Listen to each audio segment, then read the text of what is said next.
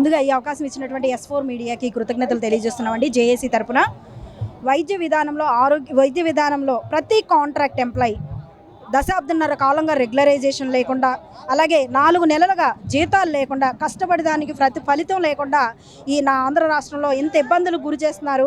పక్క రాష్ట్రాల్లో చూస్తే, పక్క దేశాల్లో చూస్తే కాంట్రాక్ట్ పద్ధతిన పనిచేస్తున్నటువంటి స్టాఫ్ నర్సెస్కి, పారామెడికల్ సిబ్బందికి చాలా విలువ ఉంది. అలాగే రెగ్యులరైజేషన్ చేస్తున్నారు. కాంట్రాక్ట్ పద్ధతిని పూర్తిగా రద్దు చేస్తున్నారు పక్క రాష్ట్రాల్లో, పక్క దేశాల్లో.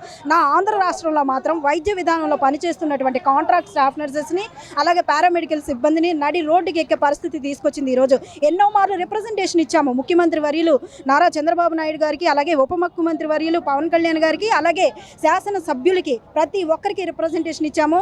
ప్రతి ఒక్క అధికారికి, ప్రిన్సిపల్ సెక్రటరీ దగ్గర నుంచి కూడా డిఎంఎండ్హెచ్ఓ పరిధి వరకు ప్రతి ఒక్కరికి రోజు ఏదో ఒక చోట, ఏదో ఒక జిల్లాలో అనేక మార్లు రిప్రజెంటేషన్ ఇవ్వడం జరిగింది. కానీ ఈ రిప్రజెంటేషన్ ఇచ్చిన ఫలితం లేకుండా పోయింది.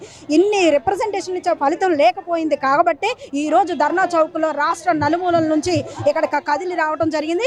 సరైన త్వరలో స్పందించకపోతే, సరైన చర్యలు తీసుకోకపోతే గనక రానున్న రోజుల్లో మరింత ఉద్రిక్తత చేకూరుతుందని నేను ఈ సందర్భంగా తెలియజేస్తూ ఉన్నాను. జేఏసీని పిలుపునిస్తే రాష్ట్రం అంతా ఇప్పుడు ప్రత్యేకంగా ఐసీయూ డిపార్ట్మెంట్స్లో కొంతమంది ఎమర్జెన్సీ డిపార్ట్మెంట్కి విధులకు ఆటంకం కలగకుండా ఇక్కడికి చేరాము. ఈసారి అలా కాదండి. మా యొక్క ఇబ్బందులు ఇదే కంటిన్యూ అయితే, ఇలాగే కొనసాగితే మరింత కార్యాచరణ ప్రకటించే అవకాశం ఉంటుంది. ఇలాంటి అవకాశం ఇవ్వద్దు. కోవిడ్ పాండమిక్లో ప్రాణాల సైతం లెక్క చేయకుండా పేషెంట్కి అతి దగ్గరగా సేవ చేసినటువంటి స్టాఫ్ నర్సెస్ని, పారామెడికల్ సిబ్బందిని నడి రోడ్డుకి ఎక్కే పరిస్థితి తీసుకొస్తా ఉంది నా ఆంధ్ర రాష్ట్రంలో. దయచేసి తగిన చర్యలు తీసుకుని ప్రొవిషన్ పీరియడ్ ఇచ్చి వెంటనే రెగ్యులరైజేషన్ చేయాలి.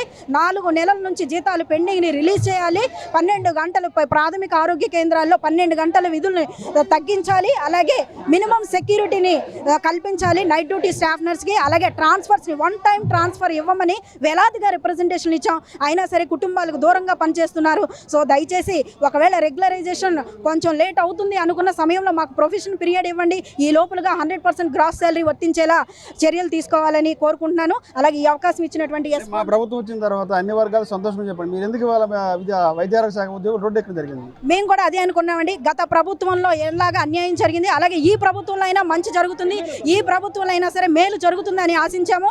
ముఖ్యమంత్రి వర్యులు చాలా టెక్నాలజీ పరంగా చాలా అనుభవజ్ఞులు అని అనుకుంటున్నాము. మాకు న్యాయం జరుగుతుందని నమ్మాము.